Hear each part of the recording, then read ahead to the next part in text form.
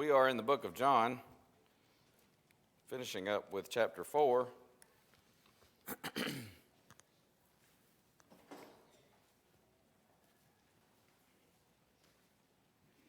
I have in my notes, we left off right around verse 43. Let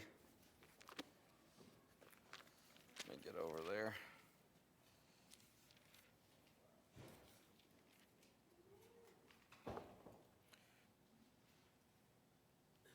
I noticed something in my notes here that I just overlooked last week, kind of wrapping up the discussion of the Samaritan woman. Just a short little note, got stars on either side of it because it's, I guess, try to make it stand out. It didn't stand out to me last week, but it's a very good point, and that is that the good soil is sometimes disguised, is it not?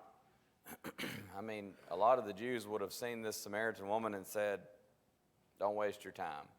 She's a Samaritan. They're steeped in their corrupt version of the law, and there's no point trying to reach her. They're very antagonistic to the Jews.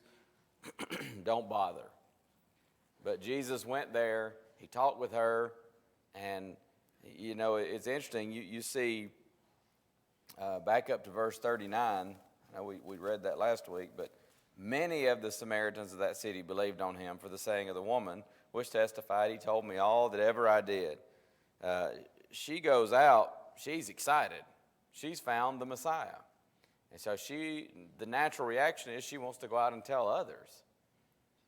And so many people from one seed. And then you drop down to verse 41. And it says, many more believed because of his own word.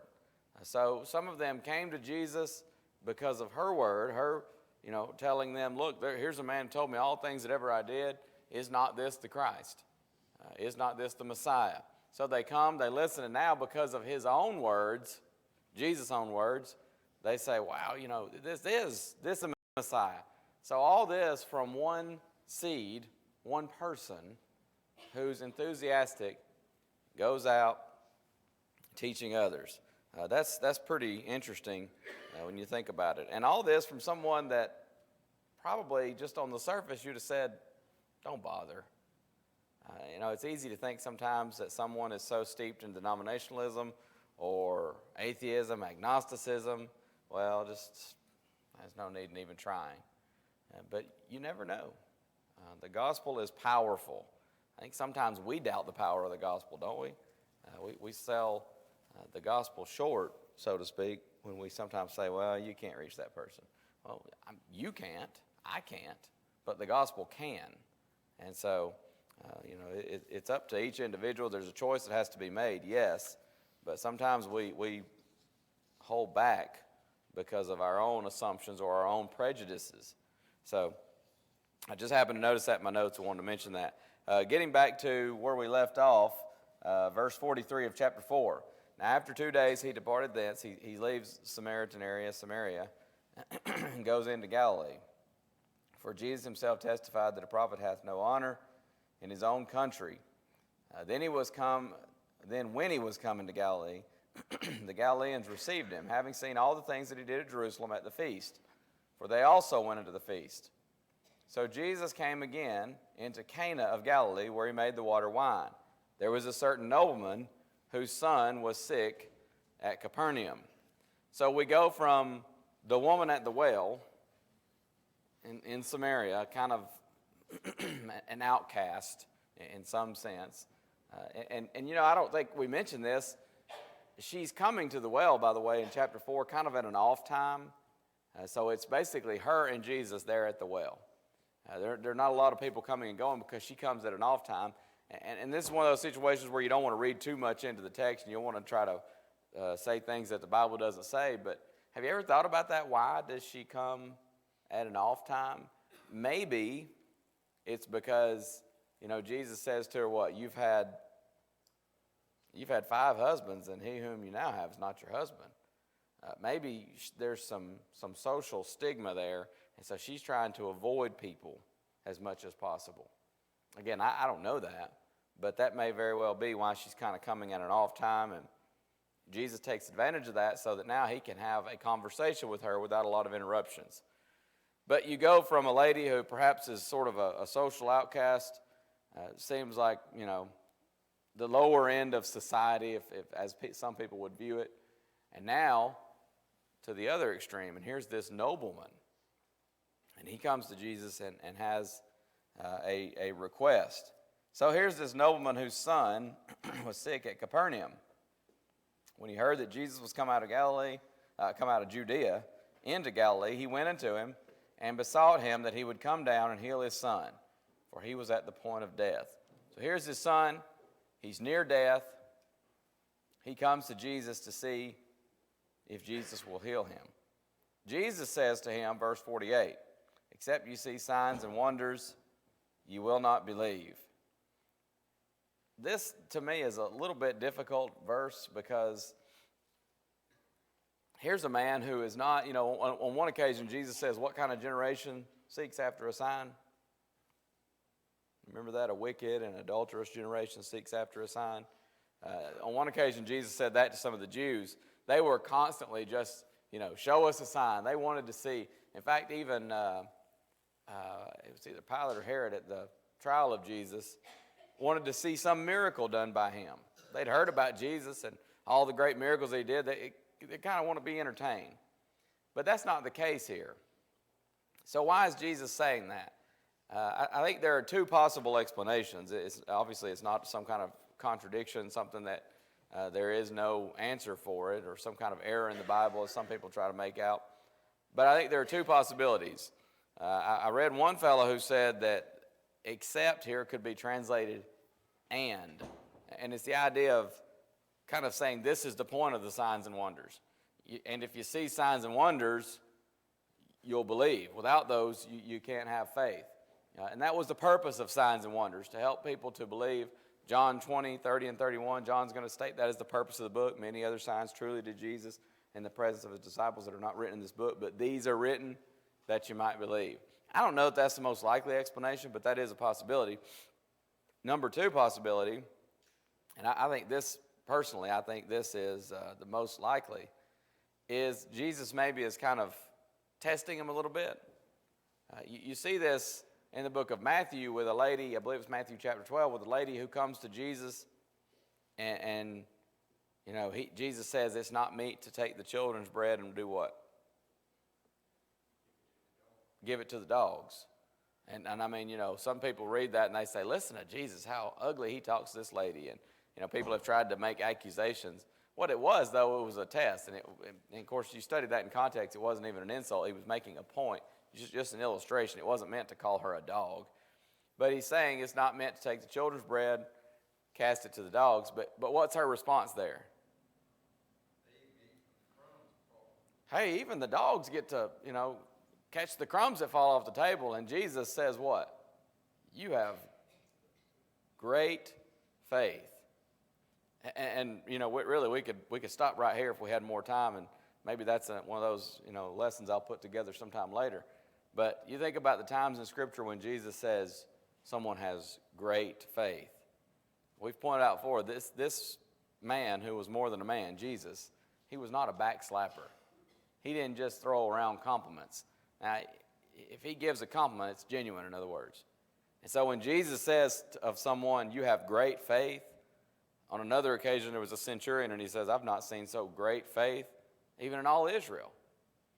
But then you turn around sometimes and you see Jesus saying to his disciples, his own disciples, what?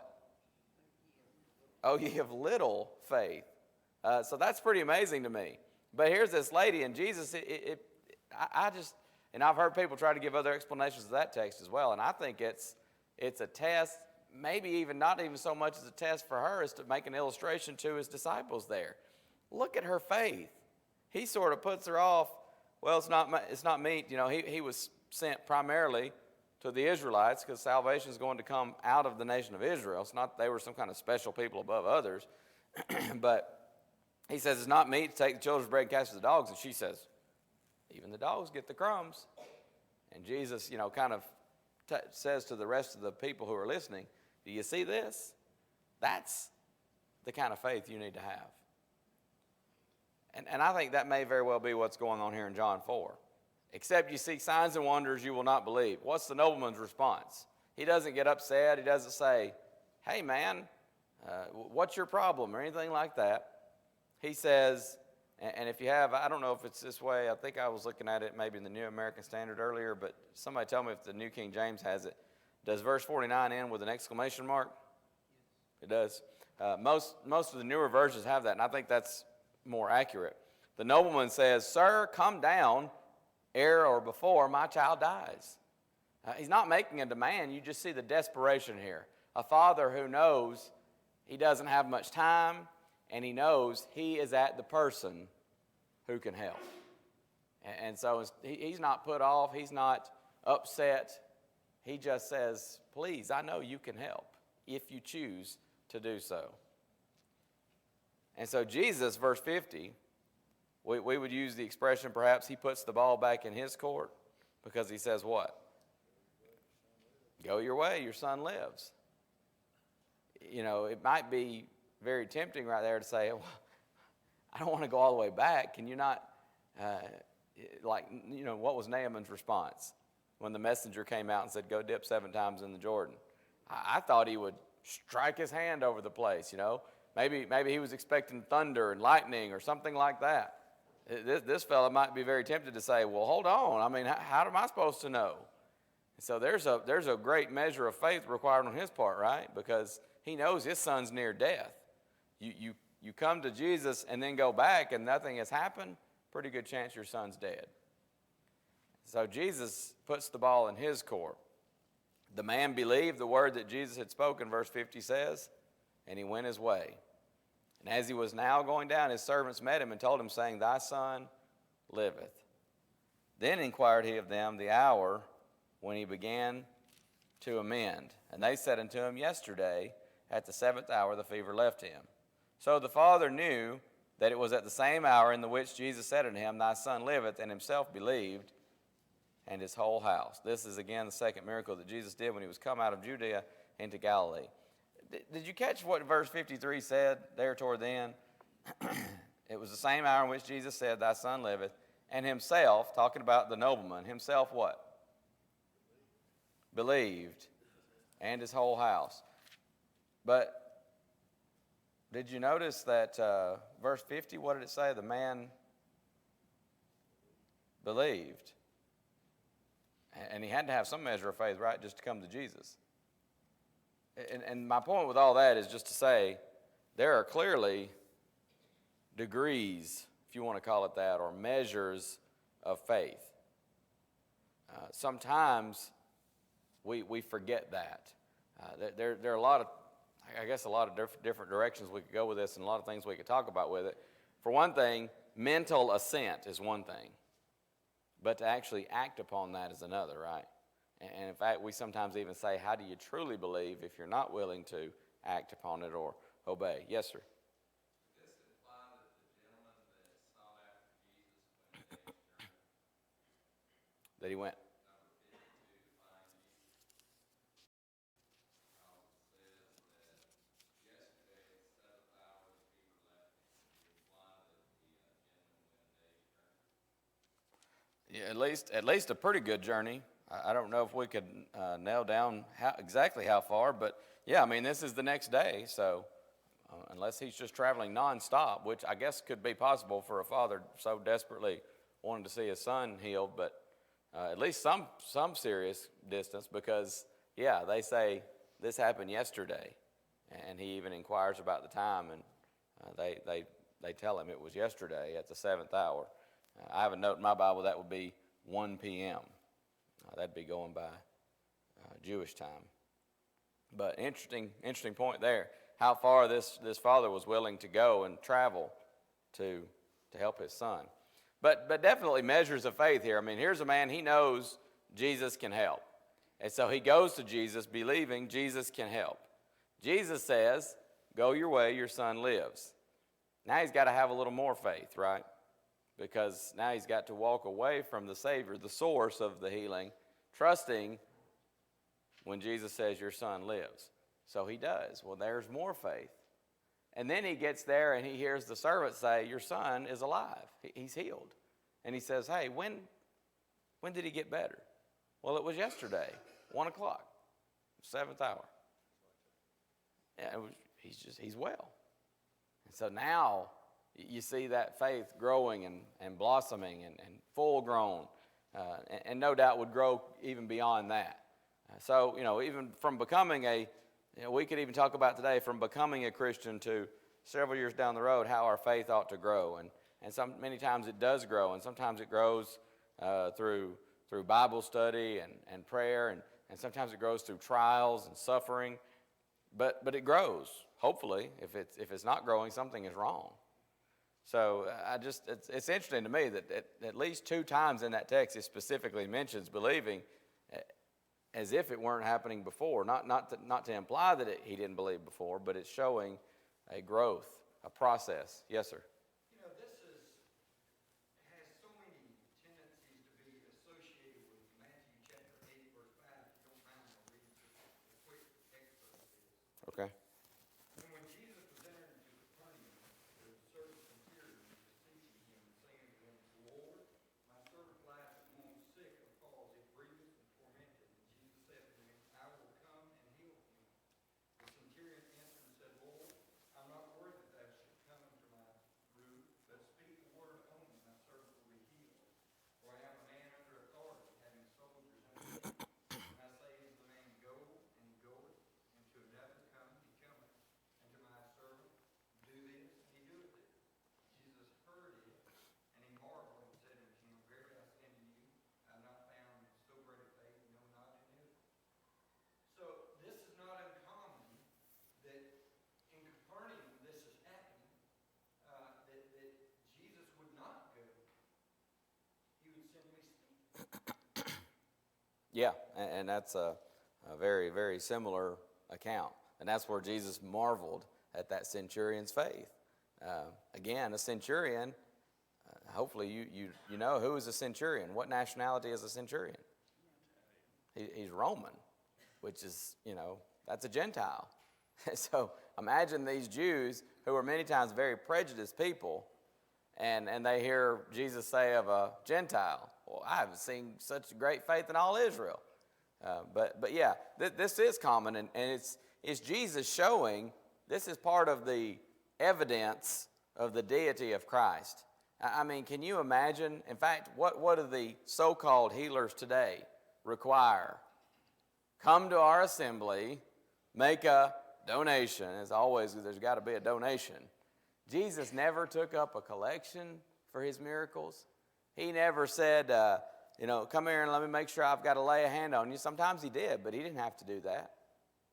He would not say, well, it's going to be a few days or a few weeks or a few months and you should get better. It was instantaneous. And sometimes he even says, I'll take it one step further. You go home and your son will be alive and healed when you get there from a distance. And so not only is he Lord over all sickness and disease, he can overpower any of that, but he's also Lord over time and space. Doesn't even have to be there. So, that you see I guess it'd be in a sense seeing the omnipresence of Jesus, but certainly omnipotence, the all-powerful nature of God, that he doesn't even have to be there. He says, and even sometimes where he's not actively touching someone, Miss Tammy mentioned the lady who comes up and she's saying to herself, if I can just touch the hem of his garment, I'll be made whole. And she did. She touched the garment and she's healed. She was part of a throng of people. And a throng of people. Touching him at that time. In fact, Jesus turns around and he says, who touched me? He perceived virtue had gone out of him. And the disciples' answer is what? Are you kidding? Look at the people around you. Who hasn't? There's just a throng of people. But Jesus knew, and he used that to illustrate, and he wanted to call her attention to it, to point out to her, yes, you've been healed by the power of God. Yes, sir, Brother Scott. His reputation is spreading. It's not just in one little area. The whole area knows about this man, Jesus. That's right. And I mean, you see this, in the book of John, and really all the gospel accounts, I suppose, but you see this crescendo of growing popularity, and like you said, his reputation spreads. And I mean, can you imagine that? If someone came around here and someone was doing genuine miracles. I don't mean the so-called stuff that goes on today, but I mean, can you imagine someone comes into, even go a little bit larger town and go, say, to Carrollton, and some of our members work at Tanner. Can you imagine somebody walks into Tanner one day and he's teaching people about God and even directing people to himself and saying, I'm the Son of God. But then he goes a step further and he goes into the ICU and he starts to just touch people.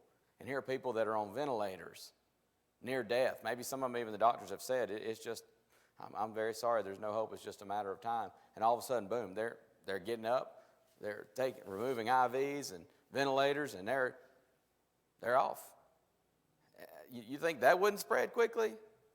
I mean, even in a day and age when they didn't have the internet and television and even newspapers, this reputation that Jesus has established here as being someone who goes about doing good, as the book of Acts puts it in the very beginning, that reputation spreads super fast, and understandably so. So, and especially among people who are looking for the Messiah. And so there are all these whispers, and we've already seen some of this in the book of John. Is this the Messiah? It's not. Sometimes people will say, is this not the Messiah? It's got to be him, right? And some people say, oh, he's a prophet. Other people will say, oh, he's that prophet. Of course, again, we talked about there's not really a biblical distinction between that prophet and the Messiah. When Moses says, a prophet shall the Lord your God raise up unto you like unto me, Moses is talking about the Messiah, the Christ. So good thoughts there. Going on into chapter 5. Chapter 5, I think I've mentioned this before. I wrote this down so I wouldn't forget it. I got this from another fellow's notes. Mark Teskey sent me his notes one time on the book of John, and I forget who taught him. He went to preaching school out in Dallas at the Brown Trail School, and I want to say it was Avon Malone maybe, but anyway. He divided the book of John this way. Chapter 1, beginning at verse 19. Of course, chapter 1 through verse 18 would be what we would call the prologue. And it talks about in the beginning was the Word and so on. But 1:19 through the end of chapter 4, which we just finished, he calls it the period of consideration. Jesus he's teaching, and there are some works for people to consider. And so he's kind of putting himself out there for consideration. Now, when we get into chapter 5, you're going to see, beginning chapter 5 and going on to the end of chapter 6, what we would call the period of controversy. He's going to have some controversy with these Jewish leaders. They don't want to. In fact, I was just reading in my daily reading last week, and I got into chapter 11, and the Jewish leaders making the response at one point, what are we going to do? This man does great miracles. And if this continues on, the Romans are going to come and take away. I think we sometimes focus on the second thing that they say there, but they say that they'll take away our place and nation. And we sometimes focus on the nation there. They're going to come away and take us away as a nation. Jesus is drawing too much attention to us as a people, because the Jews, they knew they were famous for, insurrection. They didn't like Roman rule. And so sometimes it's like the Romans are looking for an excuse to come and put them down, and eventually that's going to happen in AD 70. But don't miss the other statement that they make there, and we'll cover this when we get there. They say the Romans are going to come and take away our place. What they're saying there is we got a pretty good deal here. I mean, the Romans kind of leave us alone. The people listen to us, and we're just kind of thought of as, we are so knowledgeable, and we're just, they come to us and they want to know, how do we do this? How do we serve God in this capacity? And we are the answer men. They like that.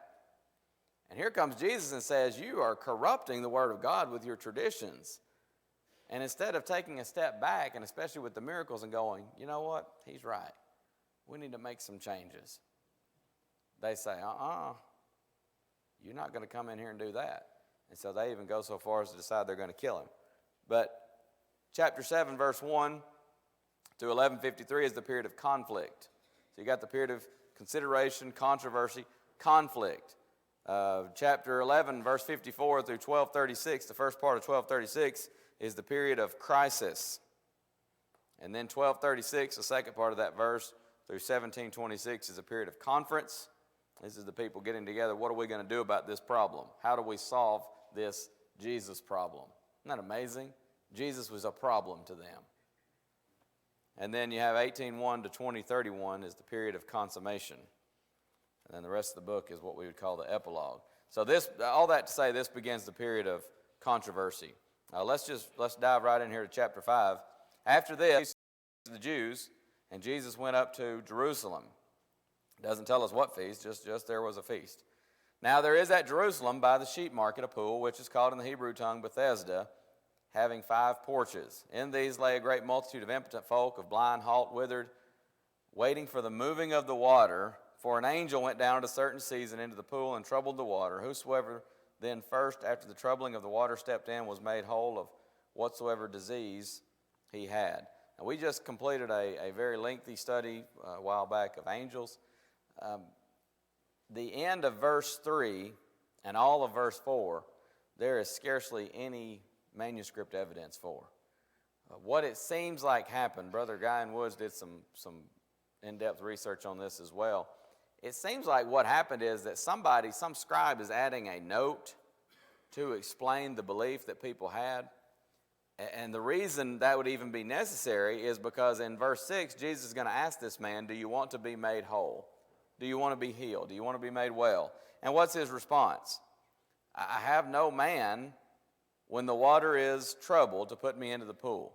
Well, if you're reading that and you don't know that superstition about the angel coming and stirring up the water, if you read it and you don't know that, you kind of go, what's that got to do with it?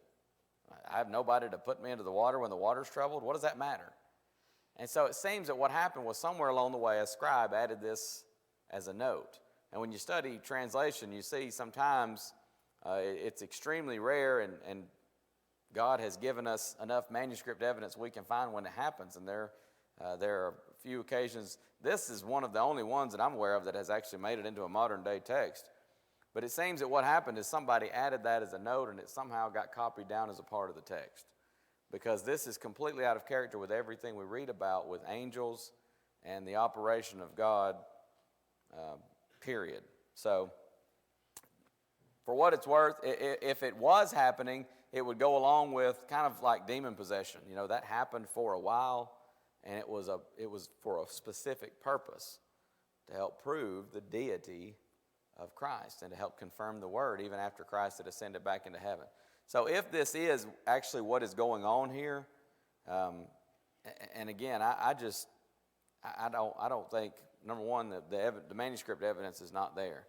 Number two, it's so out of character because if anything, that would lead more people to be standing in awe and wondering at this angel instead of a human vessel that is bringing the message of God.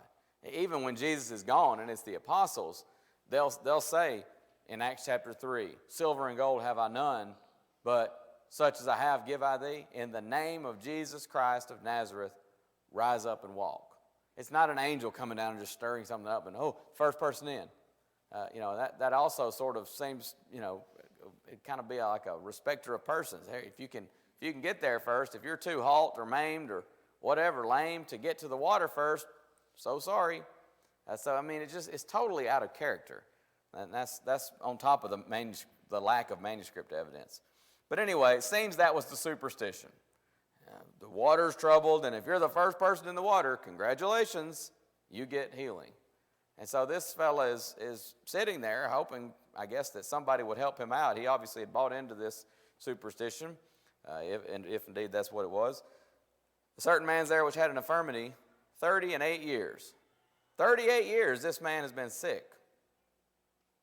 Jesus saw him lie and knew that he had been now a long time in that case. He saith unto him, wilt thou be made whole? Seems like a silly question, right? But, it's almost like Jesus is saying, you're sitting here waiting for a superstition. And he wants him to understand, you're talking to the one who's not a superstition. You don't have to be first in line. I can heal you. And of course, as we noticed a moment ago, the impotent man answered him, Sir, I have no man when the water is troubled to put me into the pool, but while I am coming, another steppeth down before me. So Jesus saith unto him, he doesn't say anything else. Again, you see Jesus putting the ball in his court. Don't let anybody tell you that faith alone ever saved anyone. Jesus puts the ball in his court and says, Rise, take up thy bed, and walk. Well, can you picture the man laying down and he goes, I can't rise. Hello? I'm lame. I'm sick. I'm hurt. 38 years I've been like this. The ball was in his court. And so he immediately was made whole. Verse 9, took up his bed and walked. And on the same day was the Sabbath. Now Jesus is going to get in trouble with some of these Jews because they have this obsession with the Sabbath. I don't know that the Bible ever spells this out for us. I expect some of this goes back to, you remember we talked about what was the huge problem over and over and over again for the Jews before the captivity? That never ever was a problem again after the captivity. Idols. They had this almost obsession with idolatry. Over and over again, they're falling into idolatry. Sometimes a king would go and see another king's altar and say, I want my guys to make me an altar that looks just like that. And then he'd bring it into the house of God. And I mean, just over and over, and it'll use terms like they provoked the Lord to wrath. But God says, you're going to be broken from that. And so the captivity was to break them from idolatry. And the problems you see in the New Testament that they have are they're big problems and they're many problems. But you know what's not one of them? Idolatry. I think I've mentioned before, this may have been in my Monday night class, Brother Cates used to have an expression he would say sometimes, I'm going to stop that dog from sucking eggs. And so God says, I'm going to break you from your idolatry. And he says, I'm going to break it once and for all. And he did. They didn't have that problem anymore after the captivity. But another problem they had that led to the captivity, they didn't keep the Sabbath. They profaned the Sabbath over and over and over. Now, that's not as much non-existent after the captivity. In fact, in the book of Nehemiah is going to come down on them really, really hard because they were profaning the Sabbath once again. But even especially, God talked about in the old law, every 7 years, the land was to enjoy a Sabbath. And so you see 7 times 10, 70 years of captivity. He specifically mentions, I don't know if there's any significance to that certain number, but God does mention in the context of why they're going into captivity that the land may enjoy its Sabbaths, because there's no indication they ever kept the Sabbath of the land every 7 years. So they get sometimes almost this obsession with the Sabbath, and so they go so far with it that they start making laws there that God hasn't made. Let's go ahead and go there now. Turn to Jeremiah.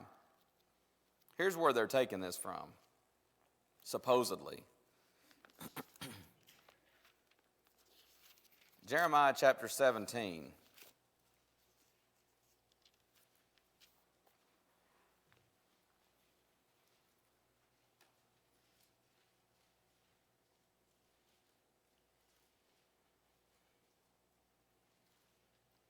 And look at verse 21, beginning, where, Jeremiah here is telling what God says, thus saith the Lord, take heed to yourselves and bear no burden on the Sabbath day, nor bring it in by the gates of Jerusalem.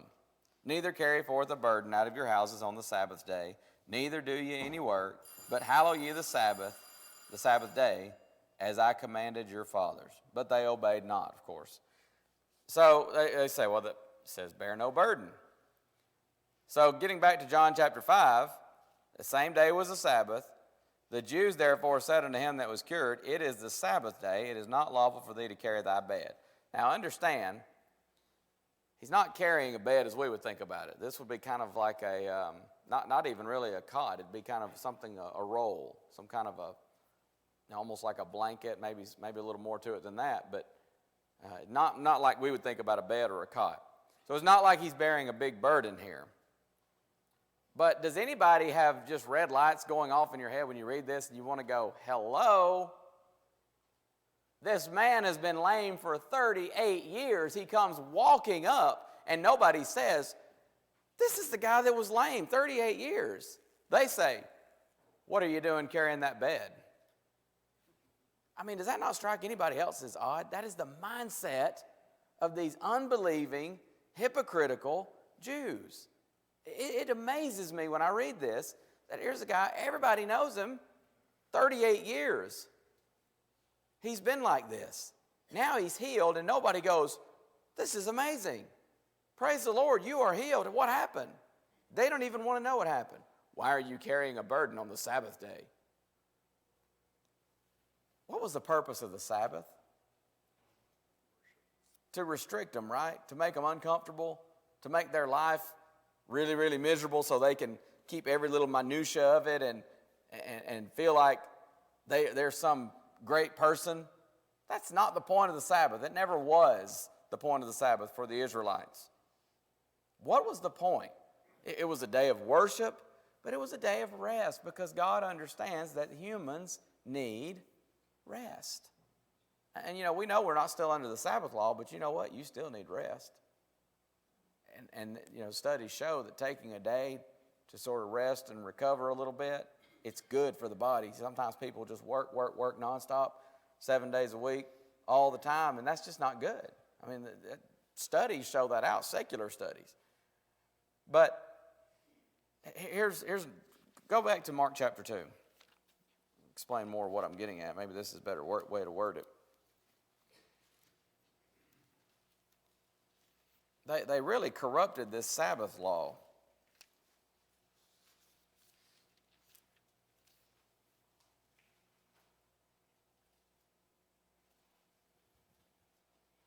Jesus heals a man in Mark chapter 2 on the Sabbath day.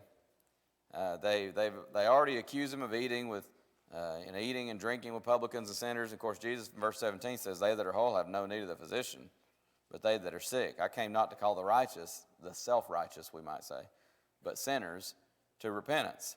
And so then there's his disciples going through the cornfields on the Sabbath day. I think we've pointed this out before, but in that context, what they're doing is they grab some grain. It would be like wheat.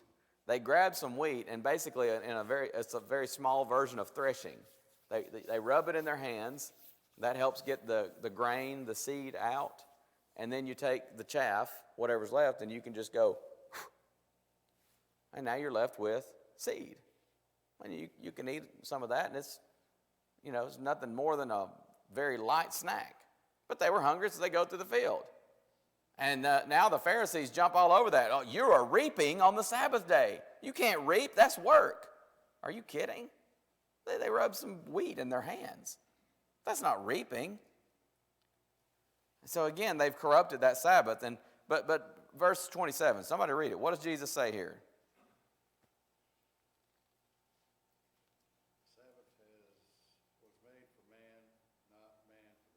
The Sabbath was made for man, not man for the Sabbath. God didn't play around with it. He expected them to keep it and to observe it, and that was part of the reason they went into captivity. But Jesus says, understand, God made the Sabbath. It was made for man, not the other way around. And so the very next verse, therefore the Son of Man is Lord also of the Sabbath. This man being healed, picking up his bedroll, and carrying it home is not work. Any more than disciples rubbing some grain in their hand. That's not work. And so they had their traditions, and they were making and binding laws that God never made. And